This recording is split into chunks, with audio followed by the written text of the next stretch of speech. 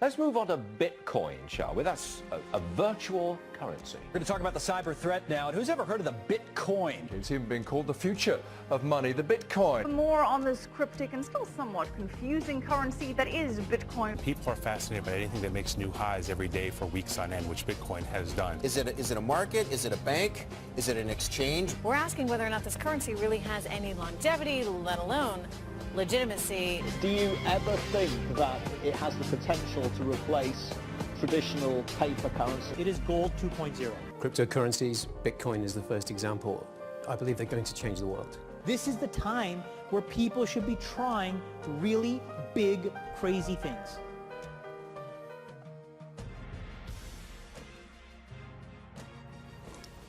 ብዙዎች የኢንተርኔት ቴክኖሎጂ ከተወለደ ጀምሮ ከተፈጠሩ ታላላቅ የፈጠራ ስራዎች ውስጥ እጅግ ትልቁ ፈጠራ ይሉታል። ሌሎች መጪውን የኢንተርኔት ኢኮኖሚና የዓለምን ሁኔታ ሙሉ ለሙሉ የሚቀይር ብለው ያምናሉ። ትልቁ የዓለምን የጨዋታ ማርሽ ቀያሪ፣ ለአንዳንዶች ስጋት፣ ለሌሎች ደግሞ ያልታሰበ በረከት ይዞ ይመጣል ተብሎ ታምኖበታል። ምኔ ብቻ ባልጠበቅነው መንገድ የኢኮኖሚ ዲሞክራሲ ያሰፍናል ተብሎም ተስፋ ተጥሎበታል። ብዙዎች የዚህ ቴክኖሎጂና ሀብት ባለቤት ለመሆንም ሩጫ ላይ ናቸው።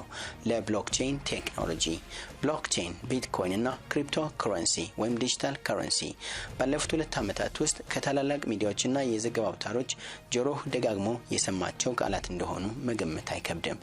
ስለምንድን ነው የሚያወሩት ብለህ ጠይቀም ይሆናል። በእርግጥ ምን ይሆን? ሮሃ ቴክሻው በዚህና ተከታታይ ፕሮግራሞች በቻለችው መጠን ለማብራራት ትሞክራለች።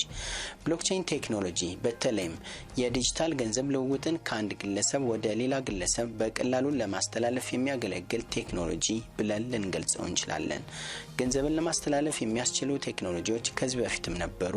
እንደ ፔይፓል፣ ክሬዲት ካርድ እና ማስተር ካርድ ልትለይ ትችላለህ። ትክክል ልትሆን ትችላለህ። ነገር ግን ብሎክቼን ከነዚህ ቴክኖሎጂዎች እጅግ የተለዩ መገለጫዎች አሉት። ላብነትም እነዚህ አንተ ያልካቸው የገንዘብ ማስተላለፊያ መንገዶች ቢያንስ አንድ ማዕከላዊ የሆነ የገንዘብ አስተዳደር ስርዓት ይፈልጋሉ። ባንኮችን በባንኮች ህግና ደንብ ይገዛሉ። መካከለኛ አካል ይፈልጋሉ፣ መንግስትንና ባንኮችን። ከአንድ ግለሰብ ወደ ሌላ ለማስተላለፍ ብዙ የባንክ ስርዓት ሰንሰለቶችን፣ ብዙ ሀገራትንና መንግስታትን ያስቀመጡትንም ሬጉሌሽን ማለፍ ይጠይቃል። በዚህም ተጨማሪ ገንዘብ፣ ጊዜና ጉልበት ስለሚጠይቁ በአንጻራዊነት ውድ ናቸው። ብሎክቼን ግን ይህን ማዕከላዊ ሰው ወይም ዘ ሚድልማን የምንለውን አካል ያስቀራል።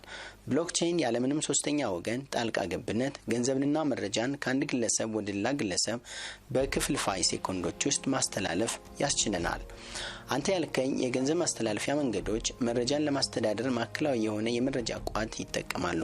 ይህን ማዕከላዊ የመረጃ ቋት የሚያስተዳድረው ማዕከላዊው አካል ስለሆነ የመረጃ ደህንነት መሰረቱ የማዕከላዊ አካሉ ጥንካሬና አንተ በእነሱ አገልግሎት ላይ ያለ እምነት ብቻ ነው። በተጨማሪም የመረጃ ልውውጥን በቀላሉ መቀየር ስለሚቻል ለሳይበር ቀበኞችና ለአደጋ የተጋለጠ ነው። በሌላ በኩል ብሎክቼን ቴክኖሎጂ ለማንኛውም ግለሰብ ግልጽ የሆነ ኔትወርክ ውስጥ ባሉ ሁሉም ኮምፒውተሮች የተሰራጨ የመረጃ ቋት ስርዓት ወይም ዲስትሪቢዩትድ ኦፕን ሌጀር ስላለው መረጃ በቀላሉ እንዳይቀየር፣ እንዳይጠፋና እንዳይሰረቅ የሚያስችል አቅም ይሰጠናል። ብሎክቼን ኔትወርክ ውስጥ ያለን ማንኛውም የልውውጥ መረጃ ወይም ትራንዛክሽን ኮፒውን ኔትወርክ ውስጥ ያለ ማንኛውም ግለሰብ ማየት ይችላል፣ መለወጥ ግን አይችልም። እንዴት? ስለ ብሎክቼን ደህንነት በስፋት የምናየው ይሆናል። እነዚህ አንተ ያልኸኝ የገንዘብ ማስተላለፊያ መንገዶች የሚያስተዳድሩትና የሚያስተላልፉት ገንዘብ ሙሉ በሙሉ የወረቀት ወይም የህትመት ገንዘብ ነው።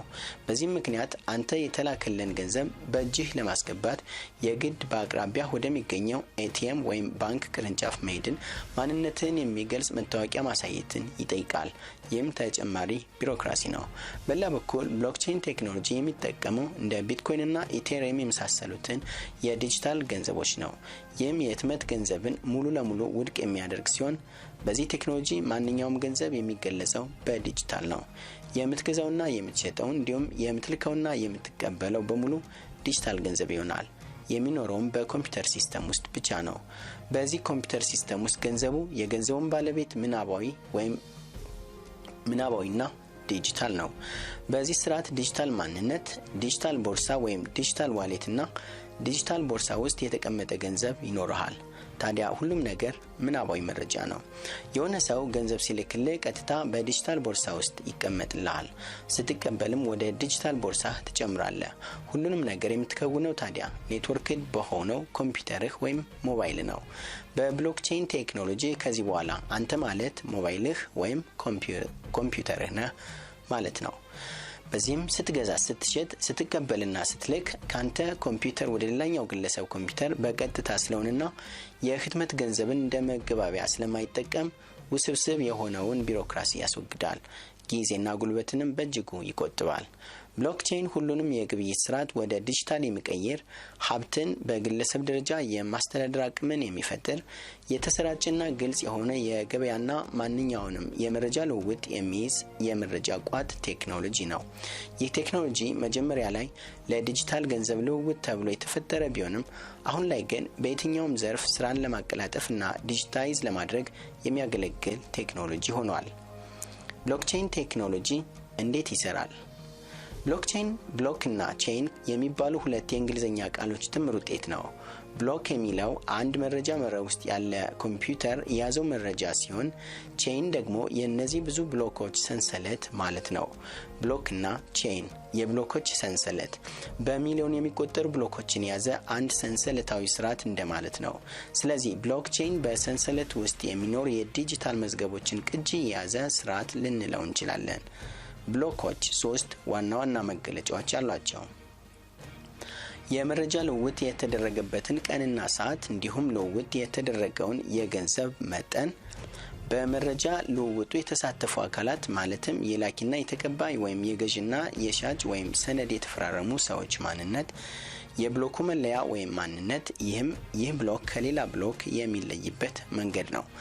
አንድ ኮምፒውተር አንድ ብሎክ ዴታ ሲያገኝ ይህን ዴታ ወደ ብሎክቼኑ በቋሚነት ያስቀምጣል።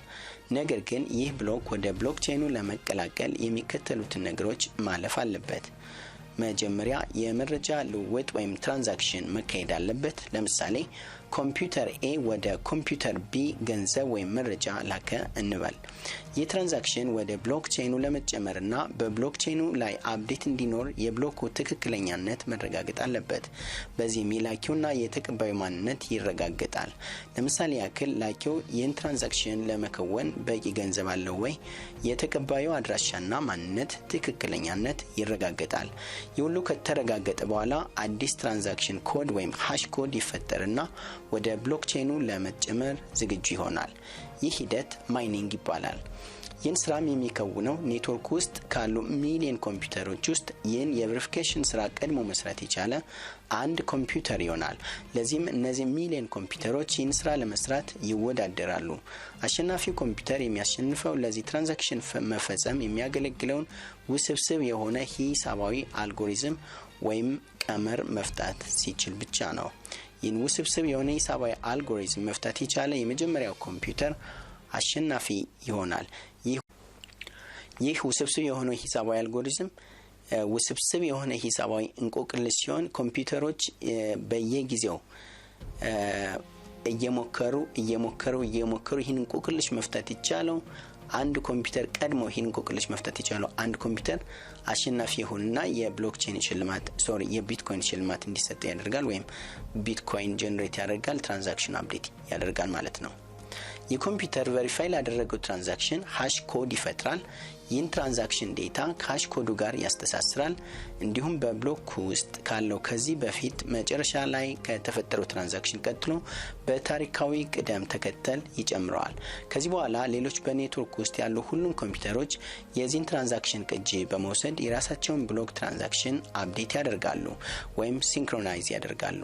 ከዚያ ሁሉም ኮምፒውተሮች ለሚቀጥለው ትራንዛክሽን ቬሪፊኬሽን ስራ ራሳቸውን ዝግጁ ያደርጋሉ። አዲስ ብሎክ ቬሪፋይ ተደርጎ ወደ ብሎክቼኑ ከተጨመረ በኋላ ሁሉም ሰው እንዲያየው ክፍት ይሆናል። ለምሳሌ አሁን በዚህ ሰዓት blockchain.com/btc/blocks ብትገባ ይህን ማየት ትችላለህ። ይህ ዴታቤዝ እንደምታየው ሄት፣ ሃሽ፣ ማይንድ እና ማይነር የመሳሰሉ መረጃዎችን ባጭሩ ይዟል። ሄት የሚለው የአንድ ትራንዛክሽን ከየትኛው ቀጥሎ እንደተከናወነ ያለውን ታሪካዊ ቅደም ተከተል ይይዛል። ሌሎቹን ከላይ እንደወራቸው ሆነው ማለት ነው። እንደምናየው ይህ ዴታቤዝ ለማንኛውም ሰው ለእይታ ክፍት ነው። ሁሌም በየደቂቃው ራሱን አፕዴት ያደርጋል በ10 ወይም በ5 ደቂቃ። ብሎክቼን ምን ያክል ደህንነቱ የተጠበቀ ነው? አሁን እየተሰራበት ያለው የኢንተርኔት ወይም የኦንላይን አገልግሎት ቴክኖሎጂ መረጃ የሚያስቀምጠው ማዕከላዊ በሆነ የመረጃ ቋት ከየትኛውም ርቀት ላይ ሆኖ በቀላሉ መመዝበርና ይዘቱን መቀየር ይቻላል። አንድ ትራንዛክሽን ከተፈጸመ በኋላ ይዘቱን ለመቀየር ምንም የሚያስቸግር ነገር የለውም። በብሎክቼን ቴክኖሎጂ ግን አንድ ትራንዛክሽን ከተከናወነና ከተረጋገጠ በኋላ ወደ ኋላ ለመመለስ ወይም ይዘቱን ለመቀየር እጅግ አስቸጋሪ ነው። ምክንያቱም የአንድን ብሎክ ትራንዛክሽን ኮድ ስትቀይር ይህ ቅያሪ ቬሪፋይ መደረግ አለበት። የዚህ ለውጥ ወይም አፕዴት በሁሉም ሚሊዮን ኮምፒውተሮች ተግባራዊ መሆን አለበት። ሁሉም ኮምፒውተሮች የያዙት የትራንዛክሽን ይዘት ተመሳሳይ ሲሆን ብቻ ነው የሞከርኸው ለውጥ ተግባራዊ የሚሆነው። ያንድን ብሎክ ዴታ ብቻ ብትቀይር ግን ብሎክቼኑ ቬሪፋይ ስላልተደረገ የሞከርኸው ለውጥ ተግባራዊ አይሆንም። ሚሊዮን ኮምፒውተሮች ቬሪፋይ ለማድረግ ደግሞ ውስብስብ የሆነ አልጎሪዝም መፍታት የሚጠበቅበት ሲሆን ይህም በጣም ከፍተኛ ጉልበት ያለው ኮምፒውተርና የኤሌክትሪክ ኃይል ያስፈልጋል። ይህም አዋጭ ቢዝነስ ስለማይሆን እንደማትሞክረው እርግጠኛ ነኝ። በዚህ ምክንያት ብሎክቼን አሁን ካለው ተለምዷዊ የደህንነት ስርዓት የተለየ ጥንካሬ የለውም ይባላል። ዋናው ጥንካሬው ሀክ ለማድረግ የምንሄደው መንገድ አዋጭ ስላልሆነ ማንም ሀክ ለማድረግ አይሞክርም። በሌላ በኩል የመረጃ ስርዓቱ በተበታተኑ ኮምፒውተሮች ለማንኛውም ሰው ለእይታ ግልጽ በሆነ መንገድ የተቀመጠ ነው ሲባል የፕራይቬሲ ወይም የግላዊነት ጥያቄ ማስነሳቱ አይቀርም። ከላይ እንዳወራ ነው በብሎክቼን ስርዓት የግለሰብ ወይም የድርጅት ማንነት በግልጽ አይታወቅም። ምክንያቱም አንድ ግለሰብ ሁልጊዜም የሚታየው በዲጂታል ማንነቱ ብቻ ነው። የአሰራር ክሪፕቶግራፊ የተባለውን የኮምፒውተር ቴክኖሎጂ መሰረት ያደረገ ነው። በዚህም አንድ ሰው የዚህ ቴክኖሎጂ ተጠቃሚ ለመሆን ሲመዘገብ እሱ የሚታወቅበት ክሪፕቶ ኬይ አይደንቲፊኬሽን ኮድ ይሰጠዋል። ይህ ኮድ ሁለት ክፍሎች አሉት። ፐብሊክ ኬይ እና ፕራይቬት ኬይ ይባላሉ። ፐብሊክ ኬይ ወይም ግልጽ ቁልፍ የሚባለው ማንኛውም ሌላ ሰው አንተን የሚገልጽበት፣ ላንተ ሲልክ ወይም ካንተ ሲቀበል የሚገለገልበት መታወቂያ ቁጥር ሲሆን ፕራይቬት ኬይ የሚባለው ደግሞ አንተ ብቻ የምታውቀው ማንም ሊያውቀው የማይገባ የዲጂታል ገንዘብን ለማንቀሳቀስ የምትችልበት መለያ ነው። ልክ እንደ ባንክ ደብተር ቁጥርህ እና የኤቲኤም ሚስጥር ቁጥርህ ልትወስደው ትችላለህ። ሰዎች ገንዘብ እንዲያስገቡልህ የባንክ ቁጥርህን ልትሰጣቸው ትችላለህ። የኤቲኤም ቁጥርህን ግን በፍጹም አታደርገውም። ታዲያ በዚህ ሂደት ፐብሊክ ኬይ የሚባለው መለያ ቁጥር በቀጥታ ውበቱ ሽፈራው የሚባለውን ማንነትን ለሶስተኛ ወገን ያሳውቃል ወይ ነው ጥያቄው። በፍጹም። ይህ ኬይ ያለው በዓለም ላይ አንድ ሰው እንዳለ እንጂ የዚያን ሰው እውነተኛ ማንነት አይናገርም። ራሱ ኮምፒውተር ሲስተሙም ጭምር አያውቀውም። ዲጂታል ዋሌት ወይም ክሪፕቶ ዋሌት ምንድነው? ቢትኮይን እና የመሳሰሉት ዲጂታል ገንዘቦች የህትመት ገንዘብን ሊተኩ የሚችሉ ቴክኖሎጂዎች ናቸው። የህትመት ገንዘብን በኪስህ ወይም በባንክ አካውንት ስታስቀምጥ በእጅህ ያለው ኪስህ ወይም የባንክ ቁጥርህ ገንዘብን የምታንቀሳቅስባቸው መሳሪያዎች ናቸው። በተመሳሳይ መልኩ ብሎክቼን ስርዓት ውስጥ የዲጂታል ገንዘብን ለማንቀሳቀስ የግድ የሆነ መሳሪያ ያስፈልጋል። ይህም ዲጂታል ቦርሳ ወይም ዲጂታል ዋሌት ወይም ክሪፕቶ ዋሌት ይባላል። ብሎክቼን ስርዓት ውስጥ ስትቀላቀል የመጀመሪያ ስራ ክሪፕቶ ዋሌት መፍጠር ነው። የክሪፕቶ ዋሌት በሁለት መመስጠሪያ ቁልፎች ከሌላው ክሪፕቶ ዋሌት ይለያል፣ ፐብሊክ እና ፕራይቬት። ገንዘብ ስትቀበልና ስትልክ እንዲሁም ስታስቀምጥ ይህን ዋሌት ትጠቀማለህ። የዲጂታል ኪስህ ሆነ ማለት ነው።